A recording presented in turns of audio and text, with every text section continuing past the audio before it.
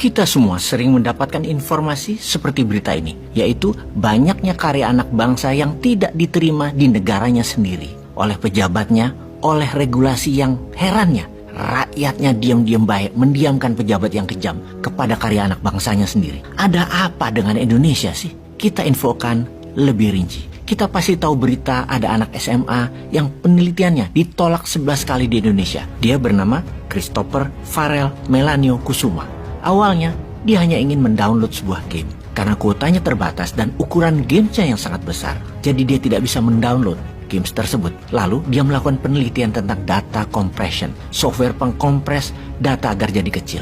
Akhirnya dia mendapatkan banyak insight dari penelitian tersebut.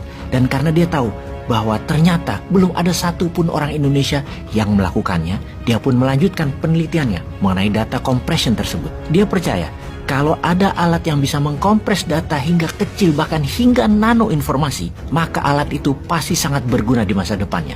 Lalu hasil penelitiannya dibawa di banyak ajang kompetisi daerah maupun nasional, tetapi penelitiannya tidak ada yang menanggapi. Ditolak bahkan sampai 11 kali, tapi dia tidak menyerah. Hingga suatu hari dia melihat peluang di mana ada pengumuman di Google melalui media online tentang lomba penelitian, dan dia pun mengambil kesempatan mengajukan penelitiannya tersebut ke Google. Seminggu kemudian dia mendapatkan email dari Google kalau penelitiannya lolos dan mendapatkan sponsor dari Google, juga mendapatkan visa buat pergi ke kantor Google di Amerika untuk mempresentasikan algoritma temuannya tersebut. Tak disangka ternyata Google tertarik dengan penelitian anak tersebut, yang kemudian dia diajak kerjasama dengan Google dalam proyek selama satu semester 6 bulan dia di sana. Hasilnya compressing data tersebut, sudah bukan Indonesia ini yang punya kekayaan intelektualnya, ngapain dipikirin. Kita lanjutkan lagi nasib anak jenius lainnya dari Indonesia yang ditolak banyak universitas di Indonesia, yang namanya Audrey Yu, berasal dari Surabaya.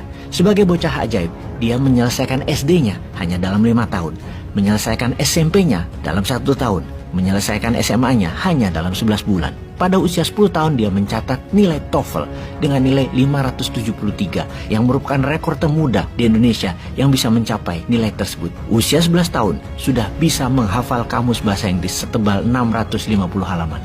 Ketika usia 13 tahun tidak ada satu universitas di Indonesia yang mau menerima dirinya, yang akhirnya dia memilih ke Amerika karena menjadi rebutan banyak kampus ternama di Amerika. Dan pilihannya dia masuk ke Universitas Virginia di Amerika. Dia mengambil jurusan fisika di University of Virginia, lulus dalam 2 tahun dengan nilai sempurna. Sekarang dia mengajar bahasa di Tiongkok buat siswa-siswi Tiongkok yang mau melanjutkan studi di luar negeri, juga untuk siswa agar lulus ujian SAT atau Scholastic Aptitude Test, sebuah tes untuk mengukur kemampuan calon mahasiswa untuk bisa melanjutkan ke sekolah tinggi di Amerika.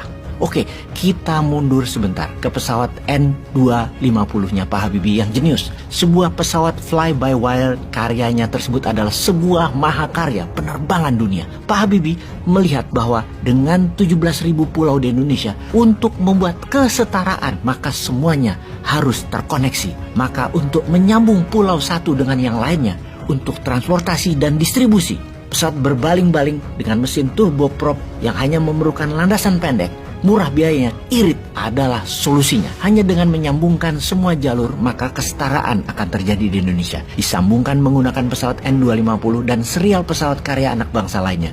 Namun, hingga saat ini, produksi massal tidak terjadi. Impian sudah 30 tahun lebih tidak pernah dimulai, diabaikan, tidak dilanjutkan, tidak dipermudah, tidak dibantu. Kita juga tahu nyali pejabat itu takut dengan hegemoni Barat dan hegemoni Tiongkok. Impian menguasai dirgantara Indonesia itu dipatahkan oleh IMF. Hingga saat ini tidak ada yang berani melawannya. Semua pasti sudah tahu kan, IMF salah satu yang membatasi gerak Indonesia untuk jadi raja udara di negeri sendiri. Pastinya sudah 4 presiden setelah Habibie juga tidak menganggap karya anak bangsa untuk produksi massal pesawat tersebut dan dijadikan flagship armada nasional. Tidak dilakukan. Masih mimpi dan masih jauh yang paham kekuatan nasional berbasis dirgantara sebagai alat angkut penyimbang transportasi laut, di mana transportasi laut digunakan sebagai pembawa kargo dan barang berat ke seluruh pelosok pulau Indonesia. Dan transportasi udara untuk angkutan manusia dan dokumen adalah yang tercepat. Kita bertanya lagi, ada apa dengan Indonesia atas kekuasaan kedirgantaraan? Kok tidak dilanjutkan oleh kita sekarang? Numai. Oke, kita tengok ke Elon Musk, maka pasti kita mengingat atau menengok ke Ricky Elson, sang jenius listrik yang di tahun 2012 pemuda Indonesia ini sudah membangun mobil listrik jauh sebelum Elon Musk membangunnya di Amerika. Dimana kita tahu di awal Tesla dibangun, beda dengan mobil listriknya Ricky Elson dibangunnya. Di sini di Indonesia dipersulit, sedangkan di Amerika Tesla mendapatkan subsidi pajak yang besar. Bahkan ketika membangun pabrik baterainya dapat pinjaman lunak dari negara dengan jumlah hingga hampir 4 billion dolar. Kita mobil listrik Ricky tidak lulus uji emisi. Latai bener ya, masa mobil listrik ada emisi gas buang yang membahayakan lingkungan? Bilang aja Indonesia nggak boleh maju, harus di bawah Amerika, harus manut di bawah Tiongkok dan seterusnya. Abadinan jaya, sampai miskin Indonesia harus ikut mereka, sampai habis sumber daya alam, nggak boleh makmur, harus begini-begini saja, diam-diam baik, gak usah macem-macem itu Indonesia. Bisa panjang barisan karya anak bangsa yang akan membuat Indonesia sesungguhnya bisa jadi global player dalam waktu dekat. Namun hal itu tidak akan jadi kenyataan kalau masih old man yang berkuasa, yang pro kekuasaan hegemoni, bukan pro kekuatan anak bangsa dan kekuatan sendiri. Sahabat, bagaimana komentar sahabat akan informasi kali ini?